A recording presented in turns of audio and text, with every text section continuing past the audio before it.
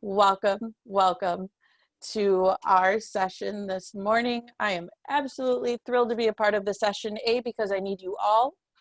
When are we not battling a crossroads at some point in our life? The journey is a crossroad.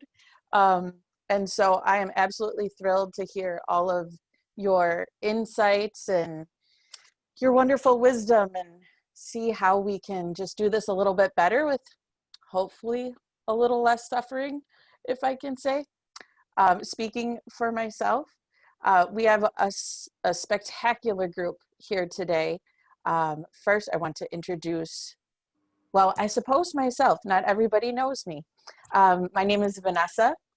I go by Nessa with Kochari. I'm the community manager and coach, fairly new coach, and just another fellow human being and member of the family in the world. So hello. Miss Priya, oh goodness, where do I begin? I'm going to give you just a small little soapbox to put you up. Priya has over 20 years of experience in the people environment. She's a certified MCC, a master coach, credentialed with the ICF, and an EIA senior practitioner with the EMCC. Priya's background is in psychology and economics. I know most recently Buddhist psychology has been an interest of yours. You're also the co-founder of Orienda. Did I say that? Orienda? That's right. That'll work.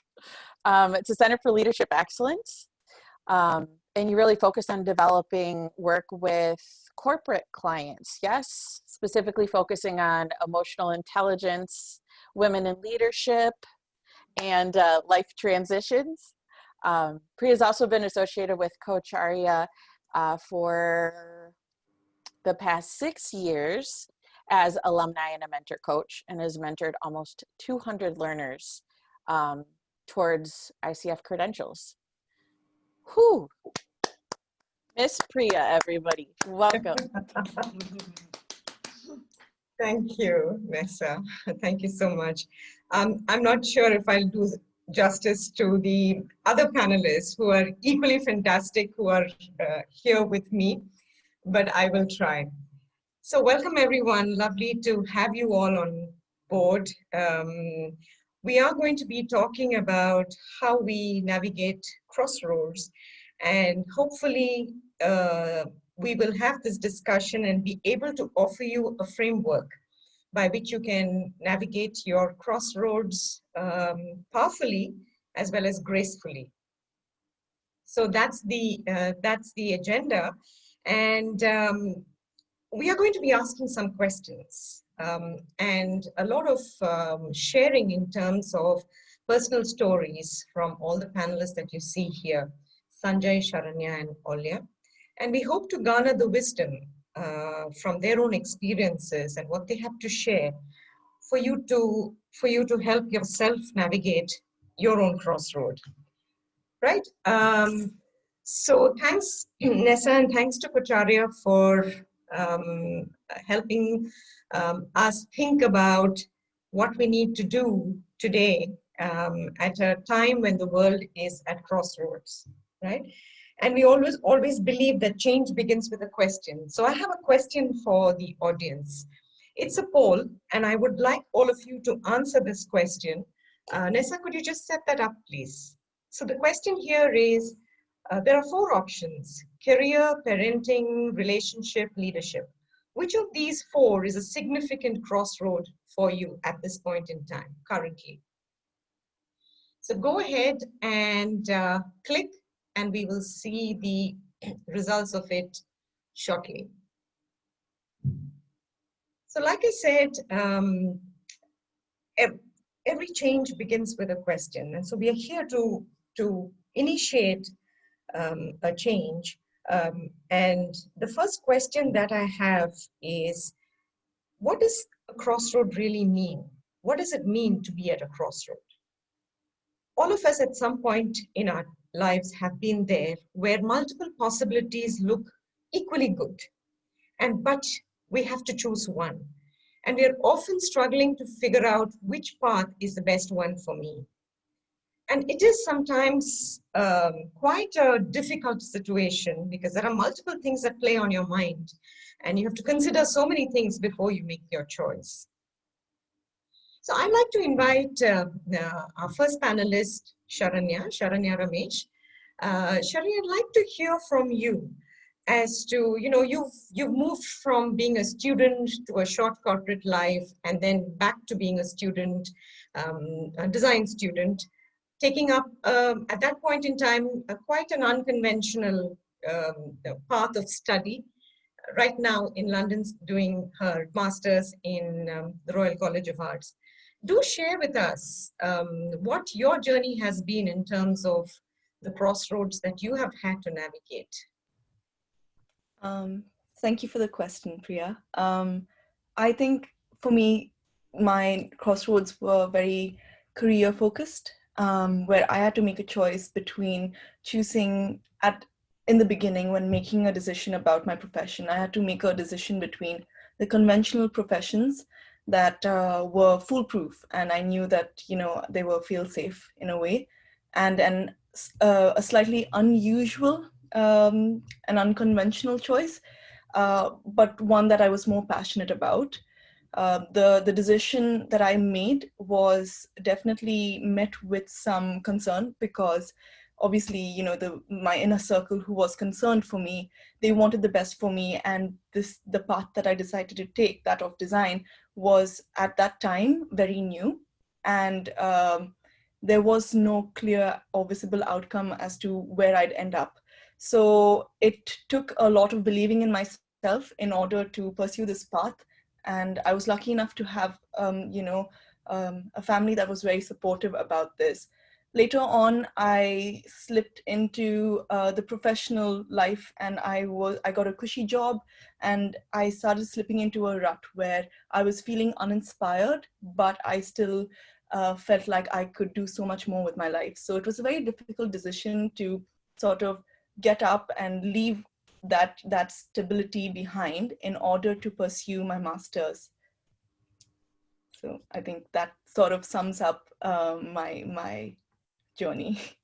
I'm sure it wasn't easy. And so currently you're happy with the choice that you've made?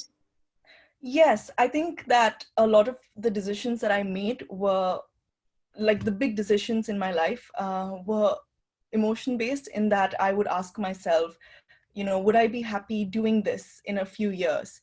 And if I was uncertain in some way, then I knew it wasn't the path for me. However, taking emotional decisions is, it sounds very ideal, but there's also many other factors to consider. And I'm sure we'd go into that in detail later on in this conversation. But it's, I did have to fight a lot of personal battles, and also have to continue believing in myself, which I think is something that we underestimate when making a difficult decision, and trusting that we are making the best decision for ourselves.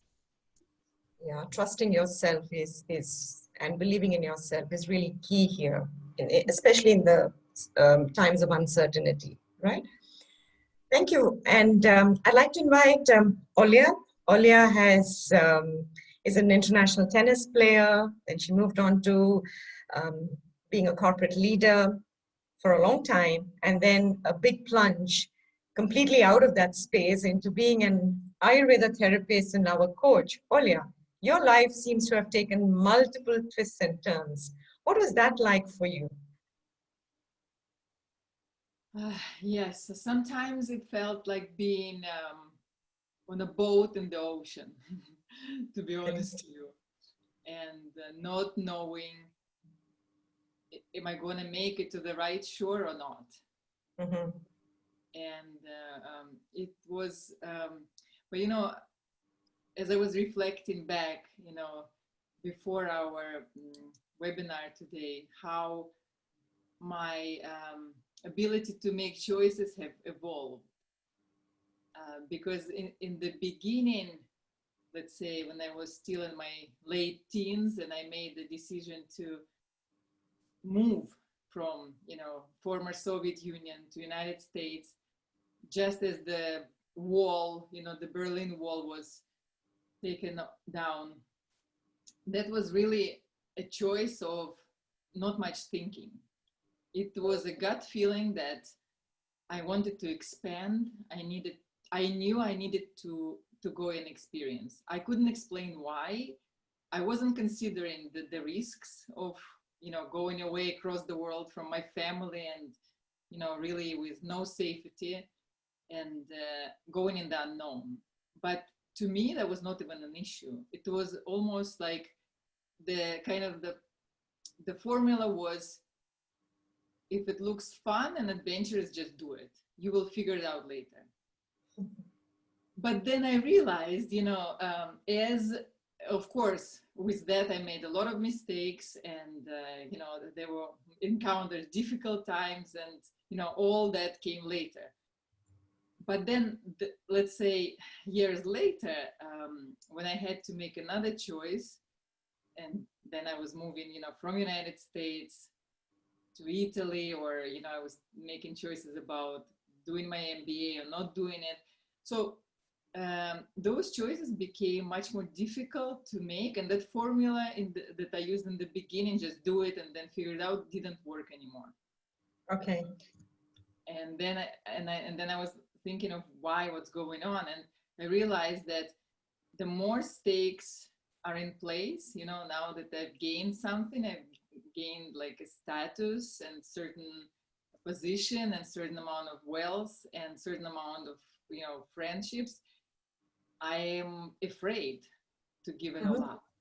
And so then, you know, those attachments to an illusion of safety was getting seriously in a way. And just if I could finally overcome it with the very same, you know, drive for expansion, then I would make the decision. And then, you know, later on, now fast forwarding even more, when I was changing my career again, and stakes were even higher, you know, now that I've been really getting a certain position and certain influence in the society, and, you know, I was feeling that I've gotten a lot at stake, and giving all that up to follow my passion, you know, it was super scary. It was just not even conceivable for some time. And yet again, what I realized though, if you really, really feeling deep inside something, even if the rational mind is saying, no, it's stupid, it's silly, it's scary, but you continue coming back to that place, what also helps is tuning in more and more into those values inside, and tuning into what the universe outside is proposing. Because I realized that when I was so scared and so not willing to let go, when I now look back, what helped me is when I was observing what the universe was putting in front of me, and how some doors were closing and some doors were really just laying the red carpet. And had I been more and more in tune, I probably would have made those decisions easier and maybe even quicker. But that knowledge now helps me a lot. And in fact, in my very recent decisions I had to make, I use that, tuning in to really what is happening around me and what is the universe telling me, and is it aligned with my real deep desires. And if I felt it, then it was easy. Then I would just keep the fears aside and I would just go for it. Thank you, Olia. And, you know, this reminds me of a quote I read somewhere where someone says, I set out on a long journey, and to start out on that long journey, I sat still for 3 days. You know, it's really connecting back to the quiet, deep place in your heart to be able to find that courage to take those decisions and, as you said, right, gracefully moving through life. So I'm going to invite Sanjay Dutt, who is an OD consultant, has many, many years of corporate experience. And what really struck me about Sanjay is that he runs a program called Take Two, wherein they focus on helping people make these transitions. Just as the word says, take two. It's about taking another chance at what you want to do. So Sanjay, you have worked a lot with many people, different age groups, different profiles. What are you seeing as a pattern in the way that, in terms of the crossroads that people are facing? And also tell us a little more about, I'm sure your life has had many folks that you have come to stand in front of, right? How has that been? Thanks, Priya. Yeah, so before I share how I came to Take Two, I'd like to share how I came to my Take Two. Mm-hmm. And there is this, when I was earlier talking about a song, and there's a song that's running in my head right now, which is a Hindi song called अजीब दास्ता है ये कहाँ शुरू कहाँ खत्म ये मंजिलें हैं कौन सी ना वो समझ सके ना हम. To translate, this is a very strange story. I have reached a place and I don't know where have I reached. And so while I hear Sharanya and Olya talking about and a strong attractor being there, for me, a lot of the time the crossroads has been about this phenomena where I've reached a place in my life and say, this doesn't work anymore. And where do I go from here? Mm. Um, and I think the strongest urge for it I can relate to is that after doing 15 years of corporate work in my late 30s, having ticked all the boxes in terms of going to some of the best colleges, pursuing exactly the kind of things that, the society, parents, and, everything that's socially valued. I had achieved. And here I am in 2004, 2005 time period saying a lot of achievement, but I still don't feel good inside me. So Mm. what place have I reached which makes me feel so strange? And it was a really hard time for about, a couple of years, struggling with not even having words to say that why is this not working?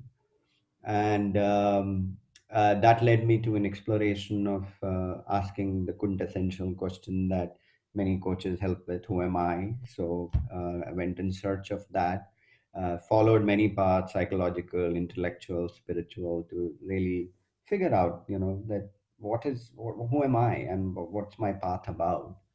And as I did this work, I often say that I didn't find coaching and OD as a profession.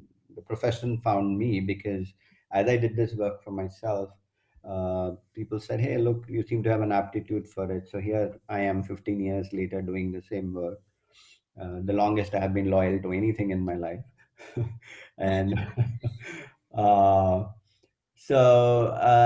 yeah, and so what happened is that as I made this journey and this transition for myself, I realized something, that this is a journey that a lot of people want to make.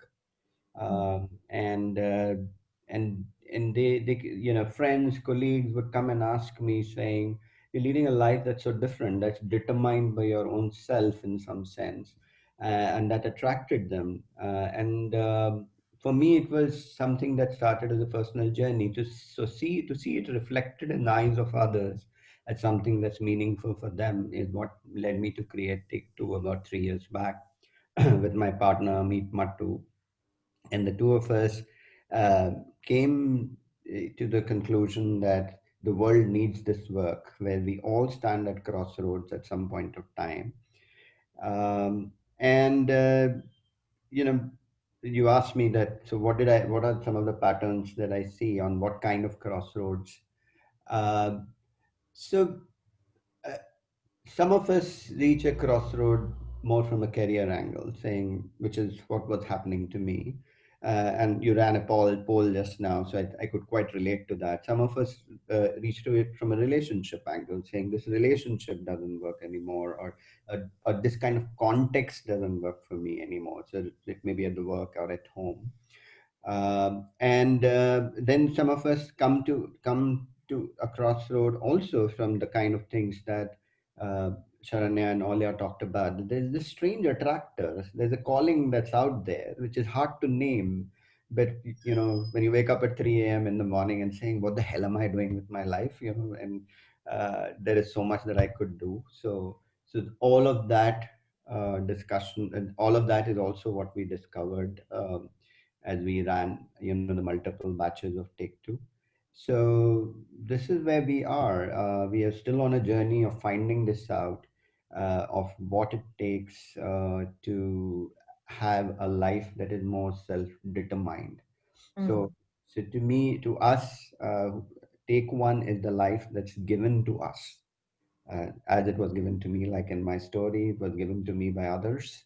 Take two is the life that we all want to have, which is self-determined, which is driven by things that make us come alive, and it's something that we know is out there, but it's hard to grab, right? And hard to grab. And even when we grab, and that's the other challenge that we figured out when we ran Tech 2 is, even if I have a very clear idea of where I want to go to, what is it about, etc., there's something that holds us back. That is that. So there are two things that we found that hold us back. One is the need for predictability, either for outcomes or for the path. Tell me this will work, tell me this is the way to go, and I'll go. So because we get so conditioned to being given that, and then we find some creative excuses, which essentially boil down to only two things. Either it is about I am not enough, or it is about I don't have enough. And that's what we've discovered so far. Let's see what comes up with other batches come up. Yeah. Thank you, Sanjay. I think I'm also, as you were speaking, there's one comment here by one of the attendees who talks about internally we are so clear, it's always external views which drag us. And that seems to be quite interesting in the way that you said it found you. And in some cases, it's about you going and finding that path that you want to go. Right? So it's intuitive, it's emotional, the stakes are high. So what are some of the things, what makes it so hard for us to choose a path? This is a question that I keep asking myself. When I moved from being a psychologist and practicing as a psychologist to move into coaching space, there was a lot of fear again about the unknown and our need to predict. Stakes are high. I don't know if I'll be able to do it. Multiple thoughts. So I'd like to hear, Sharanya, when you made those choices, right? What made it hard for you to make those choices? I mean, what was your emotional state at those times? I think something to note is that when I was making some of these difficult decisions, I was still dependent on my family to provide for me. So a lot of times making these decisions meant also considering the other stakeholders. And although it seemed intuitively, I sort of knew what I wanted, like you said, and like some of the attendees have been saying in the chat, there's a lot of other noise outside you that you need to navigate through.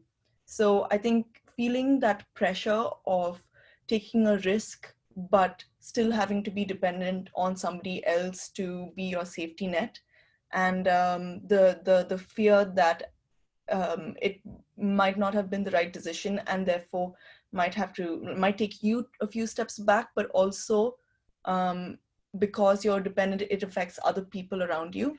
That was difficult.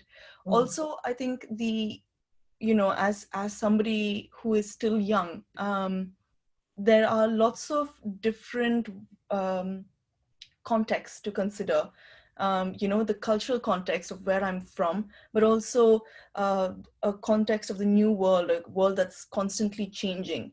How to have my have my foot in the door in both, so that I'm progressing and making the right decisions for myself, but also not sort of forgetting where I came from. Mm-hmm.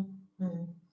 So it's almost like you're navigating two worlds in a way, from from the country of your origin to what else is happening in the world now and the opportunities that it offers. So there's another level of navigation that is happening, is what I'm hearing. Well, yeah, what was it for you? You moved countries, right? And so culturally also it's a big change in the way that you lived, in the way that you thought when you moved from one place to another. So what were some of those, what made it hard for you?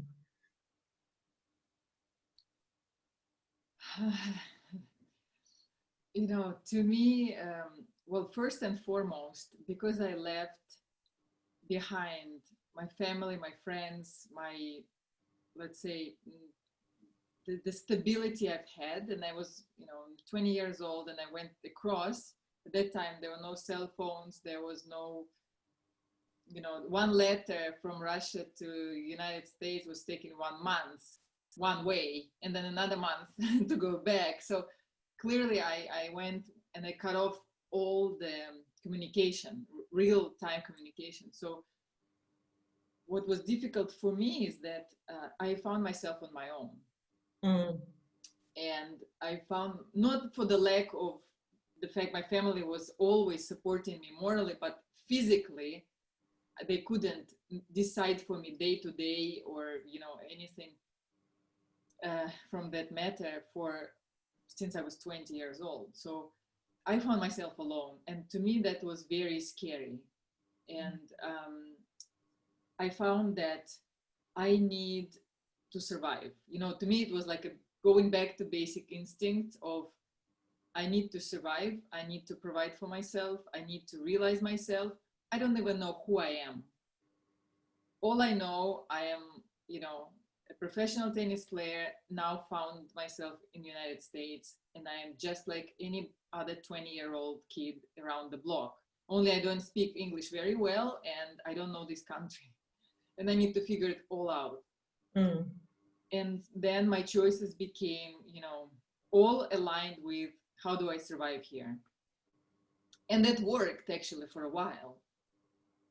But it was not coming from my core creative kind of soul values of who am I and how can I blossom in this world. It was more from what do I need to do to make it in this world.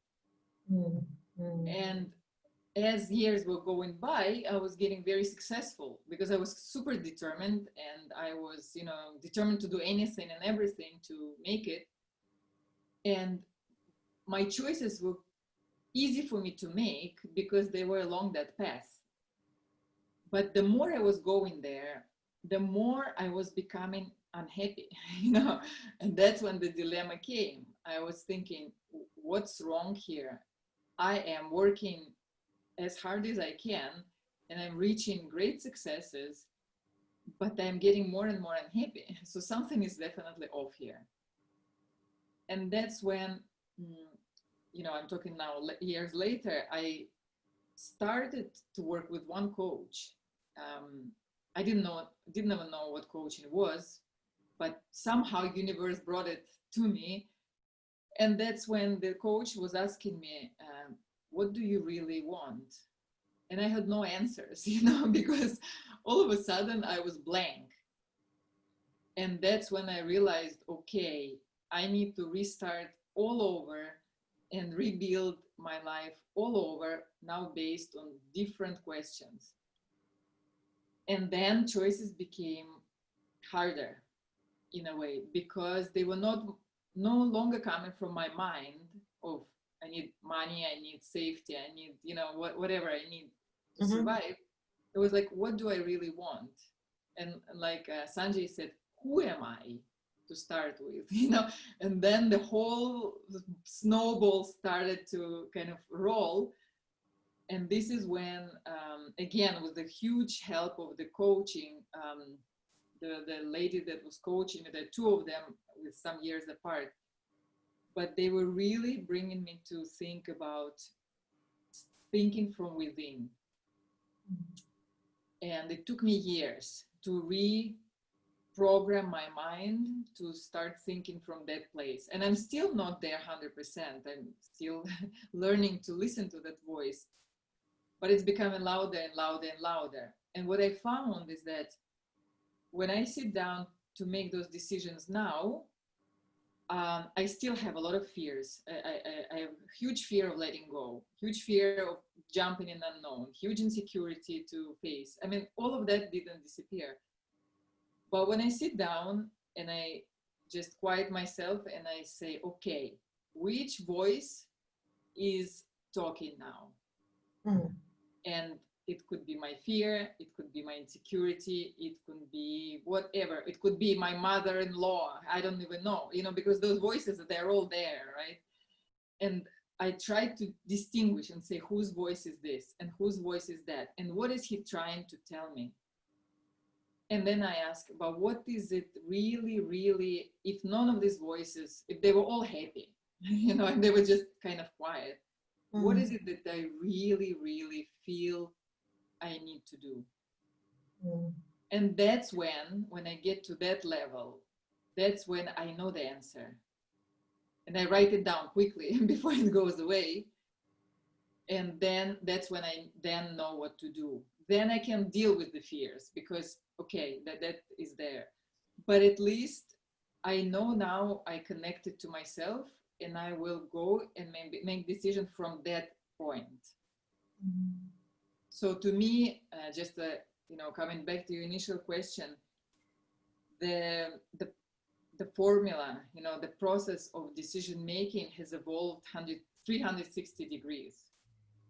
So starting with the mind, the survival mind, going to the heart now to what really matters to me in this point in time.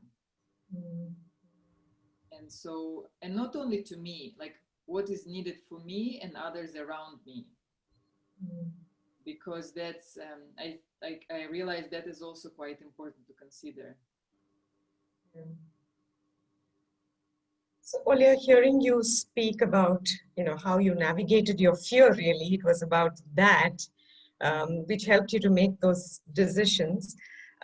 It's very pertinent what you said about listening to your inner voice more and more. And I also heard Charanya talking about trusting yourself, believing in yourself more and more. So the question for you, Sanjay, is what's your experience around the voice from the outside world, right, versus your own inner voice? Any thoughts on that? Yeah, that's a very tough one, Priya, usually, because it's actually a pretty it would call for some scientific inquiry in that sense, that what is really me, right? I mean, we all have a sense of a me, but is that me really me? And that I think is the typical struggle of all human beings, that we want to belong to something and yet we want to be distinct, right? So and we pursue that distinctiveness. Yeah, so I'll probably give an example of a couple of participants who came to take two, and so to give you an example, one of the things that we discovered is that in our first batch of take two that we did, we actually ended up having 13 men. And we were like, where are the women? And why aren't we able to get them? And Amit and I also happened to be men. And so there were two men facilitating 13 other men. And so we went back to our coach friends and, other people, other women friends, saying, look, can you look us at our material and how we are approaching this? And is there something you can tell us? And they gave us some great insights. They said, the first thing they said is that, especially in the Indian environment, and we cater largely to the Indian audience right now, or that's what the batches have been. They said in women, first of all, are so used to putting themselves as second that you have to appeal to that. Um, that that that they putting if they are at a crossroad, they'll take the crossroad. That's usually is the way that in the world has prescribed, or the family wants it, or the society wants it. And secondly, they because of this, they often end up asking themselves whether they deserve it. Mm. Uh, and we said, okay, now that's an insight we didn't have, because as an experience, as our own I experience as a man, I didn't have that in my circle. And sure enough, when we started getting women participants into the program, a lot of it was borne out that a lot of the women did find it very difficult to separate their voice from the the patriarchy that's kind of being thrust upon us. That's so unconscious, and that's just so in the water. So for a lot of them, the take two was simply saying, I'm going to own up my choices, and I'm going to own up my voice, and that itself is my take two. Mm. Uh, and a similar phenomena we saw playing out for men in a different way, where the socialization was so much about the identity coming from a career, from a space of achievement, career, being agentic, and all of that, that somebody wanting to, for example, pursue the dream of being a farmer was seen as somehow less. So I have never pursued it in my life. And at 62 years of age, after having done all those agentic things, now I want to come to peace with the fact that that's really what I want. Mm-hmm. So yes, the struggle is very real to separate out all these voices in our head, because some of those voices, because they are socially approved, socially desirable, and they also give us rewards that we want, and then we get used to those rewards, and then life goes on, and then there is a one day when we say, okay, these rewards are not good enough, this is not enough, I want more. And that's where the search starts saying, what is my voice? Mm-hmm. And yeah, so that's a very real struggle. I would not take away the challenge of that, to separate these voices in our head and to claim what is mine, and to Mm.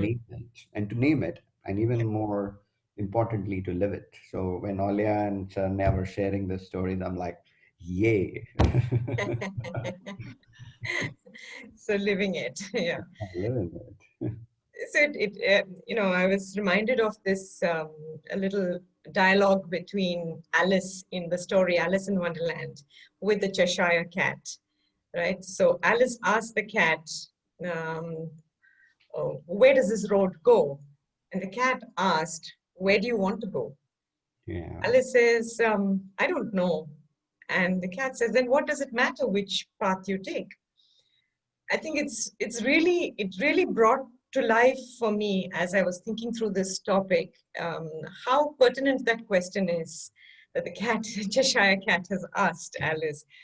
So I think a lot of us are driven by wanting to make the right choice, and it is about that creates fears, that creates justifications.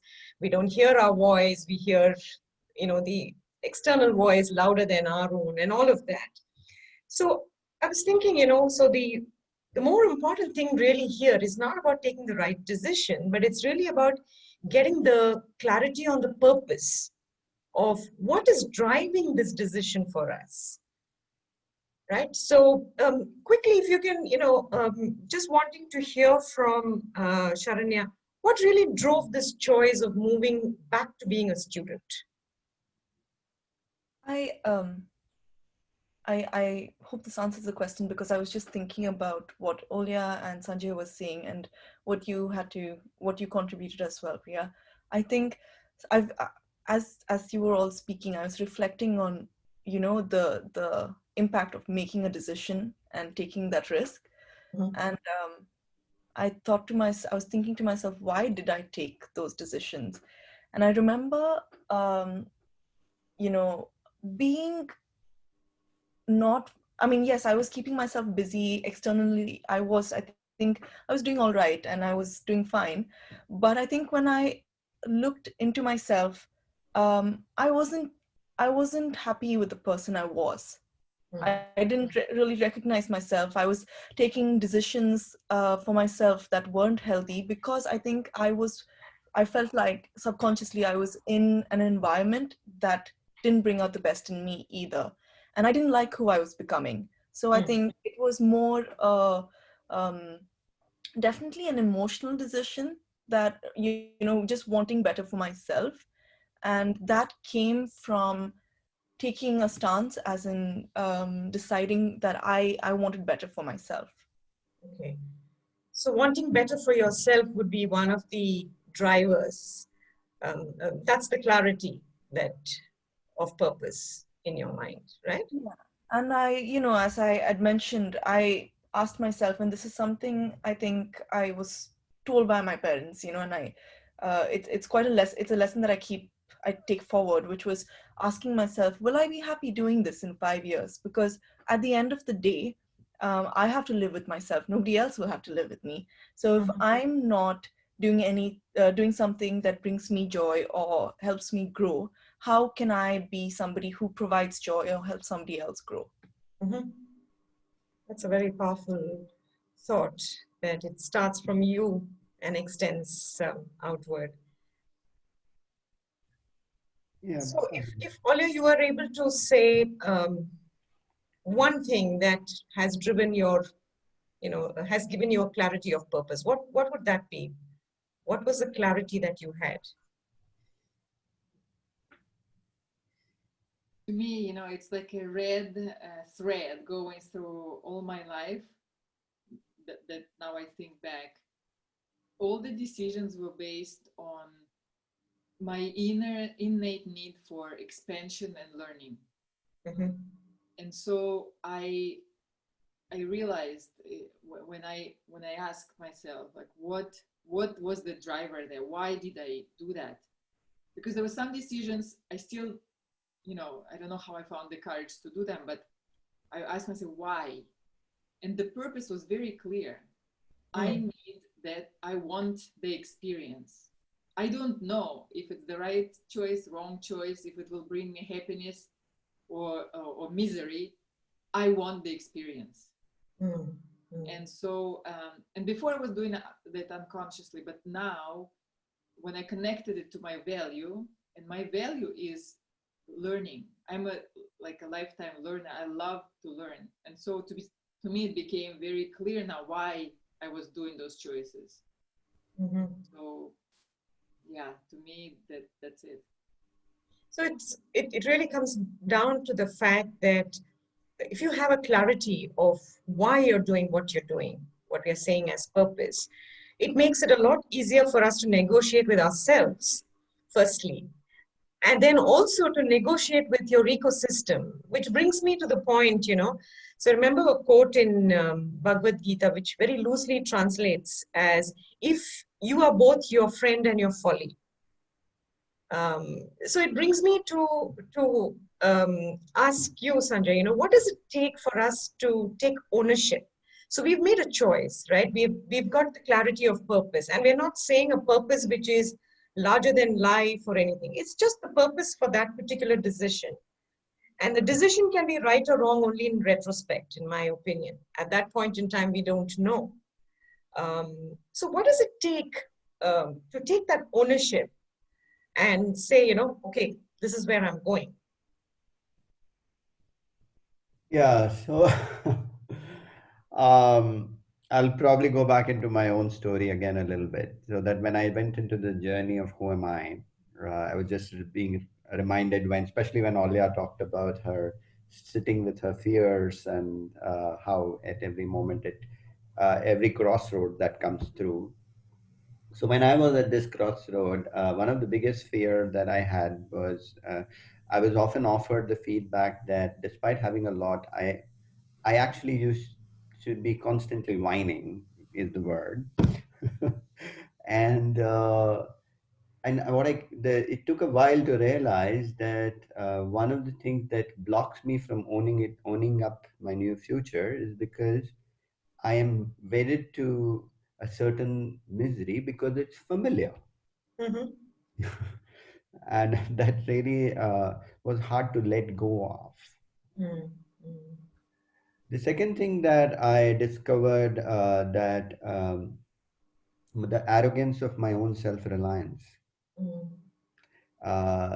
That somewhere in wanting to achieve and wanting to be self-reliant and saying, yeah, I'm making my own choices, etc.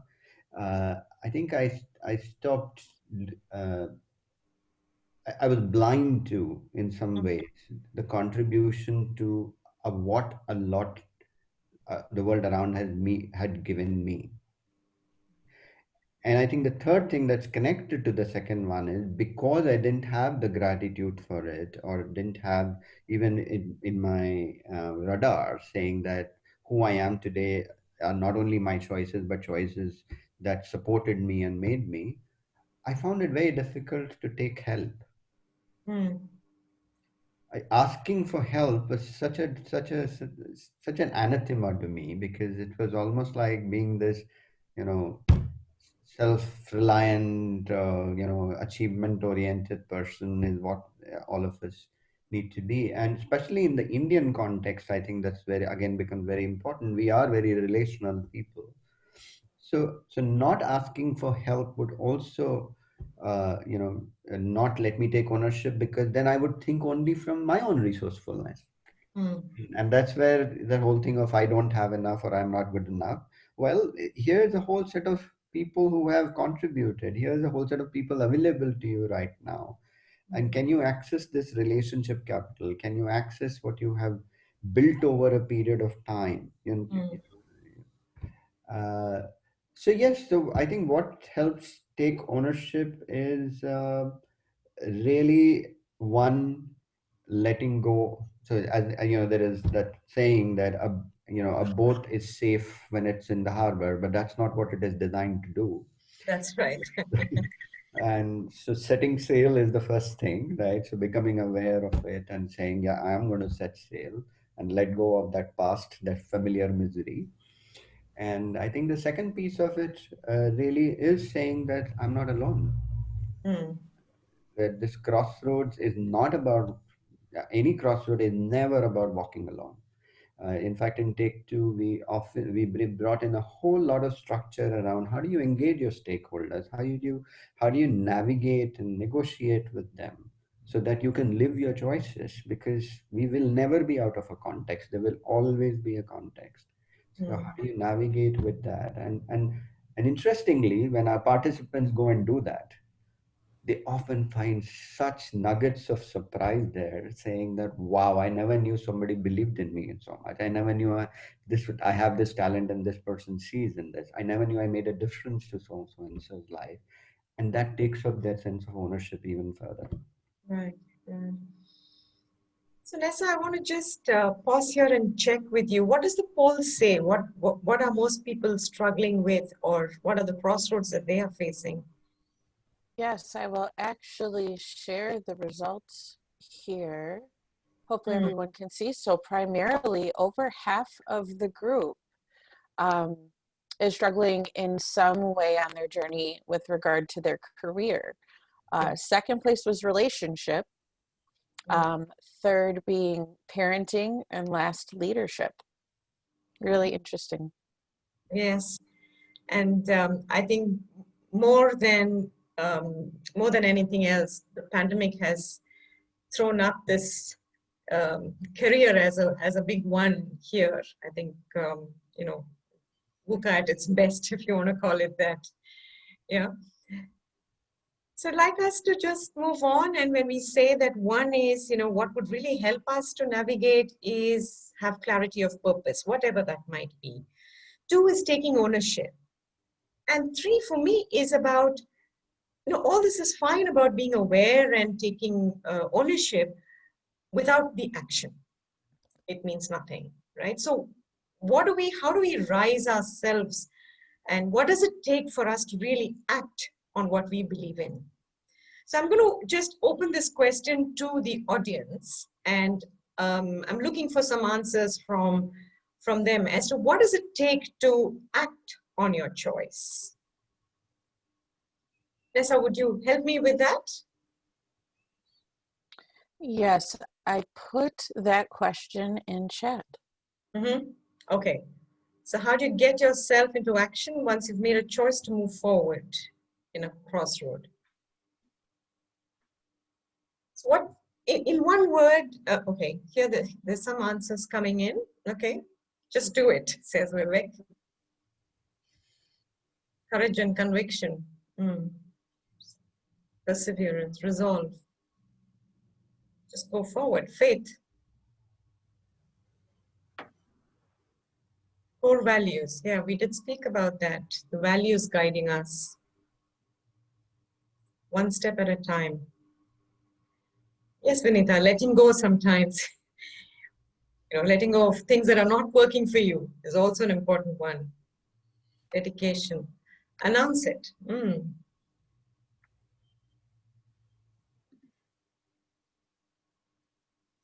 Action. Focus to action. Wow, I can see a lot of people, they're biased to action. I think everybody knows what it is to get up out there and do, right? And since we spoke about some of the biggest challenges that people are in this audience navigating, which is that of career and relationships, this has really come to light, like I said, because of the pandemic and the situation that we are in. So I was wondering, and I'd like to hear from maybe Olia, to start off. There are a lot of crossroads that the world is navigating at this point, right? And what would you say is from your experience, what would you say is the best way to navigate the kind of systemic challenges that we are facing at this point in time? This is a wonderful question. And I'm laughing because, I for a while, I was believing in this kind of idea of saving the world and, joining all kinds of groups and, combating the environmental changes and, doing all kinds of things.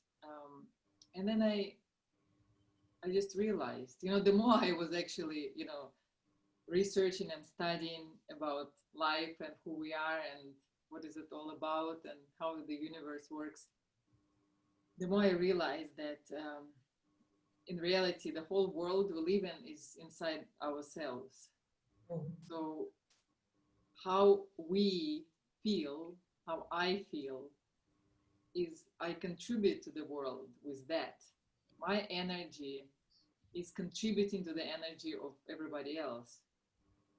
And my everyday choices are contributing to the, mass choice making of this planet. So the real impact I can do and the best effort I can do is really start watching myself. And it sounds simple, but it's to me, it's the only truth really there is.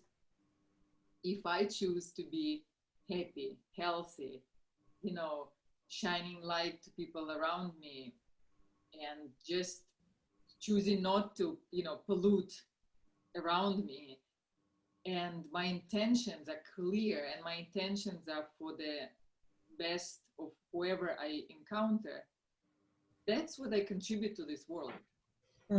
And it will be more useful for me and for everybody else than if I join an army and go fight, the enemy, so to speak, So to me, the answer is really clear. It starts with me and it ends with me. So I'm responsible for what I do. So that is, kind of an answer to what you've asked. Thank you. It all starts with ourselves, right? And so I know that, Charani, you've done a lot of, coming from the millennial perspective. What do you think the millennial, what are the choices? How are they navigating their choices? What's your thought on that? Um, I think there's something that we, spoke about earlier, which was something that it may sound slightly obnoxious when I say it, but I don't mean it that way. But there is something called decision fatigue, which is a term in behavioral economics, where you have so many choices, you don't know where to begin, and it leads to making perhaps decisions that you're not actually um, fully comfortable with, or that you actually want to take. So that's one way of looking at it. But then also in my line of work, I have worked with communities that uh, they come they're challenged to find opportunities.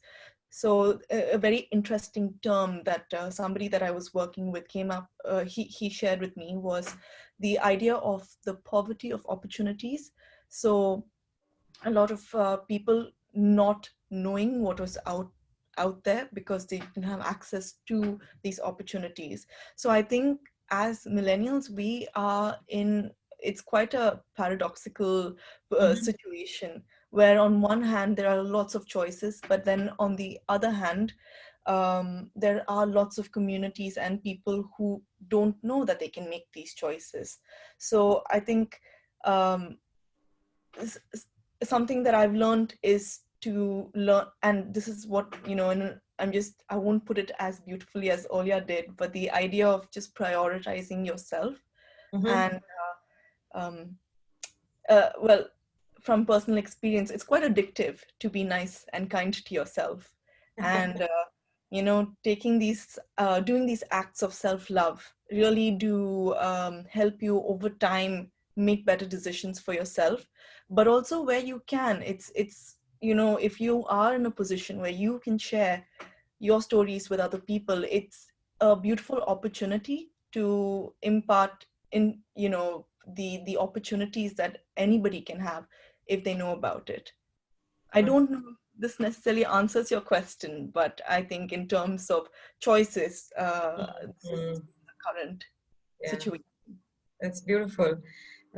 There's poverty of opportunities on one side, and there is multiple choices that we are not, and like decision fatigue that you were speaking about.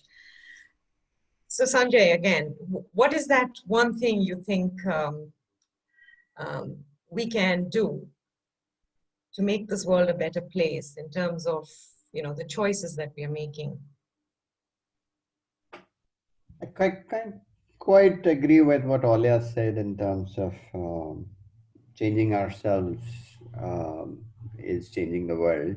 Um, uh, I do also agree with self-love, and Sharanya, I'm just jealous right now that you discovered it so young. It took me a while to get there. uh, both of those I agree with. One of the things I was asking myself as you asked this, saying that what is it that guides my choices today, for example, because one, I could keep getting back to that familiar misery kind of a process of saying, complaining about the world, that world is going through this and all of that. And I'm sure all of us during these times had those weeks or days where we are like, what is the world coming to, and all of that. Um, I think this is an insight that, and I think take two in that sense is also self-love, Sharanya, by the way, because it's a lot of love that we get back from that, and it's an expression of ourselves. But so one of the things that I owe to the participants who trusted us with their take twos is that learned that there are three things that really help. Um, when we are at a crossroads, when we are looking at the world and ourselves, us in the context. The first thing that Take Two does, and this is how the process typically unfolds, is what we noticed. The first layer of unpeeling that people do about themselves. They start discovering questions that they should not be asking. Uh, Questions that are very self-sabotaging. Questions like, will I be able to do this? Will this work? Am I, am I good enough for this? And before you know it, you've already kind of killed everything that you wanted. The second set of the second layer that starts unpeeling then is the questions that we should be asking. So, for example, so because we are so caught up with the misery of where we are today, that all the dreams that we have postponed, buried, or not done because of lack of approval from those around us, we don't even explore those things. We don't have questions for boundaries, that the kind that Olia like kind of took on, right? Like she went from Russia to US, and there is a whole new world, and I'm sure she had to ask many questions there about about this new world, right? Besides being a tennis player, who am I, right? And so the questions you should be asking that could open up and help you take the crossroads. And the third thing that helps, I think, in this process that we discovered is questions that you just have to live with. Nobody in the world will ever be able to give you an answer. If I take this crossroad, will my relationship work? If I make a change in my career, will I be a millionaire 5 years down the line? Who knows? Go ahead and do that. Mm. So, you know, if you ask me that what kind of brings it all together, and this is our take to experience always, and that's my own life experience. We are constantly moving towards acceptance of the fact that life is inherently ambiguous, full of risks and failures.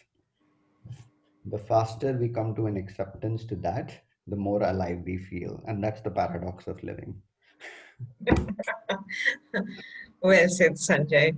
And it also reminds me of someone who said, we do navigate crossroads. There's always some fear, some strong emotions attached to it.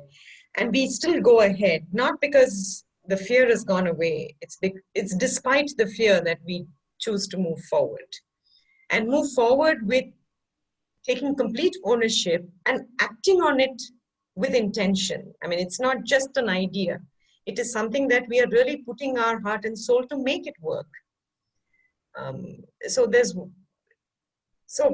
not just fear. It's despite fear we move ahead, right? So well articulated, all of you, and really happy to have had so many thoughts coming in, and I see the chat box buzzing, Nessa.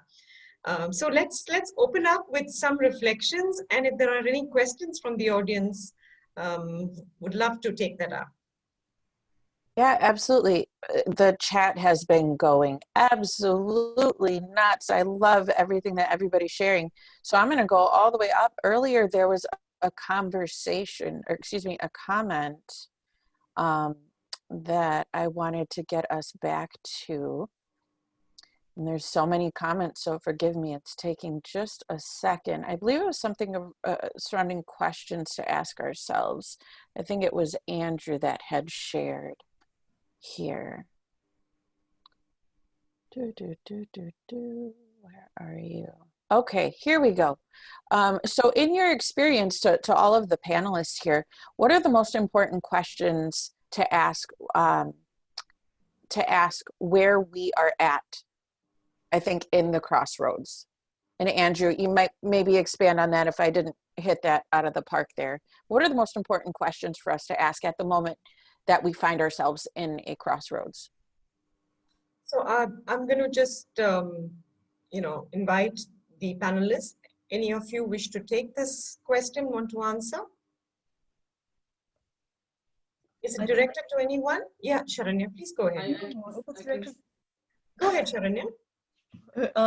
I think very short and simple, and I think I repeated this many times through the conversation as well, but just the question of, will I be happy if I was in this position in 5 years is what usually drives me. Mm-hmm. Okay. So that's the question you would ask. And I would still go back to the framework that we spoke about. Ask yourself why. Why you're doing what you're doing, or why do you want to make a change? Why are you even considering this a path versus the other? And the rest will follow. So I also have a question here, Nessa, from Ravi, who says, at a crossroad when we have moved ahead and realized that probably the other way would have been better. Yeah, how do you handle that situation? We'd never know until we walk that path, right, Sanjay? That's a thought experiment. That's all that came to my mind. Yes, yes. We would never know. The question is, can you live with that? Yeah. And I And think that's what the ownership and the actioning part really comes in, is to you make that choice and you own it and you run with it and make it work. yeah. You're And not looking. yeah, and often, Priya, I'm also just thinking that if you are being called back to the choice you never made, or the crossroad you never took, it's quite likely that the socialized voice is working there. Mm, mm, Because something in the here and now may have triggered it again, saying, look, that was better.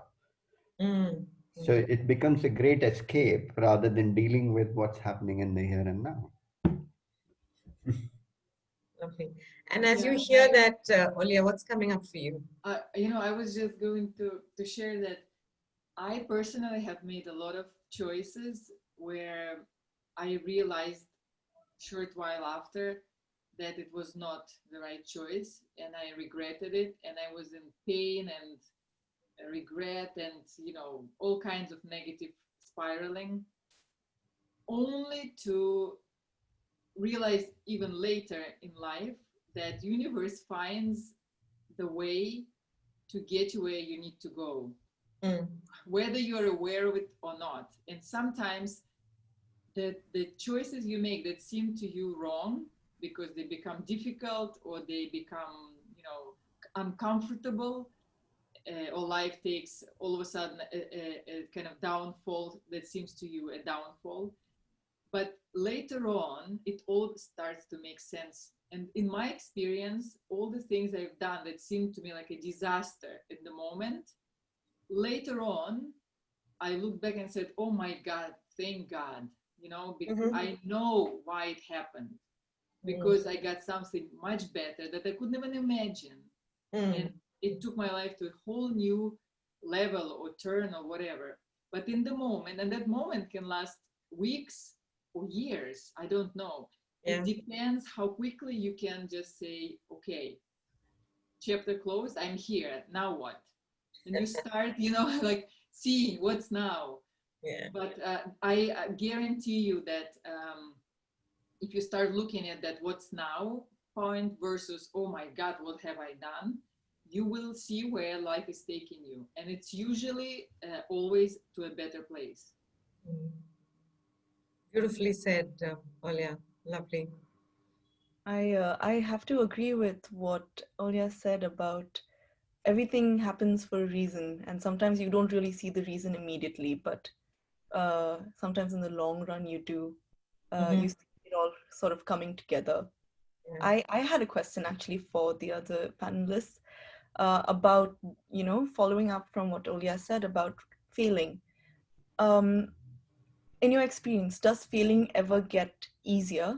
Because in my practice, we follow design thinking methodologies. So we have this idea of failing fast and failing easy, which is much easier said and done, especially when you're looking at, decisions that you're making that can change the way that you are currently living and your life. So what are your thoughts on, this idea of failure? Is that even a term that you use? There was a comment here by Meenakshi, I think, that's from North Star. So she says, I've started reframing everything as an experiment, and every experiment has only outcomes. Success and failure are only labels at the end of the day. They're only outcomes. So that's beautifully articulated. Sanjay and Olia, anything to Sharanya's question? Yeah, I was just thinking over and connecting to what Ollie also said, that in terms of that eventually, coming together and finding meaning in what you're doing.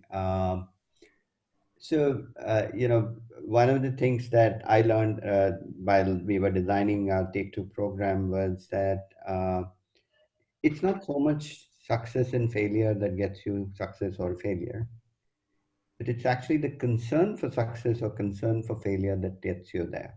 Mm, mm, The more wedded we become to the outcome, the more stressful and anxiety provoking it is. So if you ask me, do you even think of word failure? Yes, I do think of failure, but to remind myself to say life is risky, and that means that I have to plan for it. mm-hmm. Uh, but I do think of success too, because then I say, well, despite the risk, I still want to go for it because these are the benefits, or this is what I want. So to Mm, me, a failure or success is a process, not an outcome. mm. Over to you, Nessa. Any more questions? We do. So one here about children, which I'm very intrigued to get your thoughts, panelists. So Vita, she says, do children dependent on adults ever come to a crossroads in their life with the future ahead? And maybe even just going to tie that into parenting, being that that was one of the crossroads. In your opinion, do children experience this? And then as parents, maybe how do we recognize that and address that? Mm. Great So question. it's a great question. I'd like our youngest panelist to take that question. Do you have any thoughts on that, Sharanya? Yes, I think that when I was introducing my story, I think that that's something that stood out to me. That taking these decisions, I had to acknowledge that I was dependent on my parents to support me, um, and that they would face the consequences of the risk that I took. And so that is definitely a pressure, and it most definitely helped that both my parents were very open to my learning through my successes or through my temporary um failings, for lack of a better word. So I think it just having that environment where I could share my fears was definitely very helpful. But that is not to say that it is a lot of pressure, making a decision, knowing that if if you make the wrong decision, you are answerable to a lot more people. Yes. So thanks for saying that, Sharanya, from you know young adults' perspective. I've worked a lot with children here, and what I've discovered is that we look at Crossroads as an adult. The way we look at Crossroads are something that is, stakes are far higher. We are saying that it's, career choice from a financial analysis to go into becoming a coach, from a leader to becoming an entrepreneur. But I think at every stage in life, even children face those crossroads. For example, in class 10, at least in India, you have to make a choice what subjects you want to choose, right? When you move to high school, then you make a choice what college you want to, university, what subjects you want to study, which university you want to go. Mm-hmm. And yes, we look at that as a small thing, but I think for a child, that is a big decision. That is a big crossroad. What friends do I make? I like this person, but can I make friends with him? Rest of my family says, no, they are not good for you. So I think it's also to understand crossroads from a perspective of the child, to say that yes, they do. They do face those challenges themselves. Yeah, and I have a 6-year-old right now, Priya, so I can so relate to that because for her, a crossroad is do I eat one chocolate today because that's what I would get, or postpone it by 5 days so that I can get three of them. While that might sound like a trivial example, but the fact is that at that moment, as a parent, I'm very aware of the fact that I'm actually helping the child learn the process of choice making Mhm. and taking up their own agency to do that. Mhm. And to trade off between gratification today and gratification tomorrow, Absolutely. right? And to be also clear that while this voice, like the pressure that Sharanya mentioned, of course there's pressure from me and her mother to say no, don't eat sugar, but yet to say you have a choice. Mhm. Mhm. So I think how and in take two, this is very common that when people start sharing their life stories, they talk about stories like this, where significant moments in life where they were asked to take a crossroad, which they Mhm. didn't want to, and how it affects their choice making through their entire lives afterwards. It's just very, very interesting. So yes, children definitely fail crossroads, and as a parent of three children, I feel the pressure of parenting, by the way, Sharon. You know, it's interesting with first-time parent. I'll admit I have a 4-year-old. He's 4.5. And it's interesting. So as you all are sharing your insights, and I'm thinking about how I'm going to personally apply this framework in my life, but then with this conversation about children, um, I've been very conscious um, of how I'm sharing my conditioning with my son, Mhm. and why. And so it's been an interesting experience. Parenting for the first time as a whole is interesting, but it's been a very interesting experience. And so when I think about these questions about when a child is experiencing a crossroads, you know, I try and put myself in my little 4-year-old shoes, and I'm thinking from that perspective, well, gosh, he's so blessed right now that um, between I think some of the framework that I've offered him, the context that I've offered him, but just also because we're all born in that beautiful natural state as children where his eyes only see possibility. When we talk about the fear and the voice that we give our fear and the power that we give our fear, I think about the crossroads that my son's experiencing right now, and that um, that voice might not even be there yet. Um, it has no power for him. He sees the world as this bright, shiny oyster of possibility. And so when I think about incorporating this framework, it gives me um, it gives me joy, it gives me excitement to think now going forward and how I'm going to interact with him, um, and seeing his purpose and seeing where, you know, how I'm going to use my language and supporting him. Granted, it might be, do I grab an apple or do I grab a piece of chocolate? But, you know, creating that self-awareness for him, and understanding what he's aiming for and asking the questions and being aware of my own assumptions before I ask the questions. Like my brain is tingling right now in all the best ways. So I just wanted to share that with you guys. This is absolutely wonderful. Thank you so much, everybody, for sharing and in the chat. Absolutely wonderful. Yeah. So By Nessa, the do we way, have? Nessa, this is Sorry. a sorry. This is tells you more about the relativity of our perception of this reality, right? Mhm. The 4-year-old Yes. child doesn't have fears Mhm. because that's not the reality for him. So Right. does the fear really exist or not? You know, Mhm. something to ponder on. Yes, like right now he sees a tiger and he says, "Fluffy kitty, I want to pet it." All of my ancient wisdom is saying, no, stop, run. But sometimes I think we might make tigers out there even though they're not there. And so it's something definitely that I can learn from him for sure. Yeah, I'm trying very hard, Nessa, to not be the tiger. that scares her.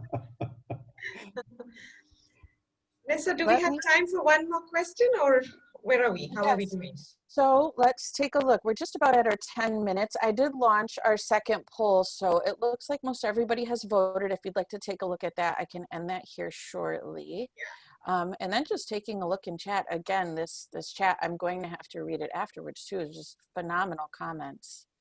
Let me see if we had any other questions. Priya, I see here,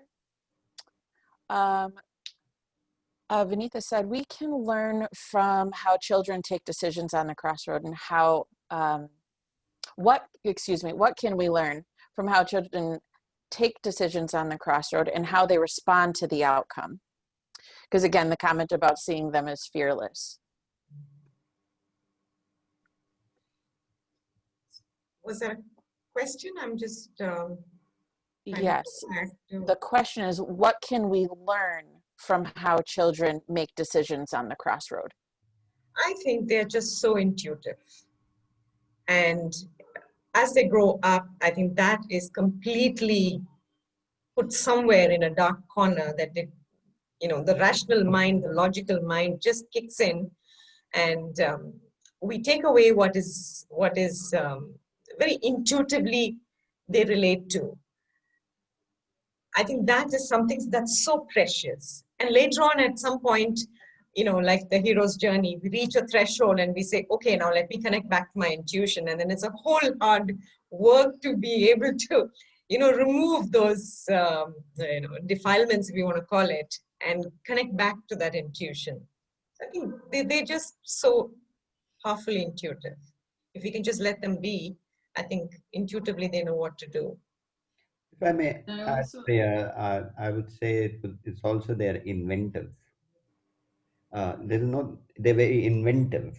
Yes. There is no right or wrong for them. I recently learned this word called inventive spelling and conventional spelling. And 5 and 6 year olds actually invent their own spelling. And that's how they learn language. And we've all been through it. Somehow we forget that we've all been through that, Mm-hmm. where we didn't care about what's right or wrong, and we just invented stuff. Mm. Uh, and I think just inventing stuff every day is something that is, is the joyful moment for me with my child, at least. Oh, there the results are. So clearly it is about connecting to the purpose, having the clarity of purpose. Taking ownership comes next, and then getting into action. So the general sense I'm getting is that if there is clarity of purpose and you take ownership, action, can we assume action will happen? If not, we have to consciously make it happen, right? well, let's just say it's the easiest of the three. Yeah, true. Yes. All right. So I think it's been wonderful. Thank you, Sharanya, for giving the millennial perspective and sharing your experience. And thank you, Olia, for the wonderful story and experiences and the connection to universe that you reminded most of us about. And Sanjay, for really talking about your experiences in working with people who have navigated this. And Nessa, for the lively sharing from your end as well. Thanks to everyone who's been on this session, and we truly hope that we've been able to create some value which you can take away and apply to your real life challenges. Over to you, Nessa. Yes, yes. No, again, thank you, panelists. It was absolutely wonderful to have this conversation with you and everybody in the chat. Truly, I'm going to be reviewing this chat. There were so many great insights shared. Everybody take a look in there too. I did share with you the address to continue the conversation on LinkedIn. You can join our community for Awake, Aware, Arise. So take a look at that. And also, we really appreciate your feedback. As Priya mentioned, we are striving to provide exceptional value in every single session as we have this wonderful conference. And so definitely feel free to offer any feedback that you have. But to close this out, oh gosh, first off, thank you for the framework. Truly, truly, this is something that I'm excited to reflect on. I find for myself that when I can create those small, digestible strategies and just focus on keeping it simple, I can be much more effective. It doesn't get easier. I'm very mindful of changing my language when I say that, even to my son, for example. I say, oh yeah, it'll be easier if you do it this way. I don't want to create a belief system that he values easy. It'll be more effective if we do it this way. And so for me, I think that this framework is going to help me be more effective and more present in my decision making. I think that this framework for myself can help pull me out of my story that sometimes gets very loud when we're on the journey. That gets very loud when suddenly there's a stop sign there and my face is squished up right on that stop sign and I didn't know it was there and I wasn't ready for it, because sometimes crosswords, they get a little bumpy and a little unexpected. So I think that this will definitely, for myself, be a game changer. So on that note, thank you, thank you, thank you. And to everyone else, again, thank you for joining us. Feel free to continue the conversation here in our LinkedIn group and of course on our Quatraria Marketplace. With that, I will close our session. We'll give a couple minutes back to everybody. Thank you again for your time, Quatraria community, everybody in the world. Have a wonderful evening, have a wonderful day, have a wonderful afternoon, and be well, be safe. Bye all. Bye-bye. Bye.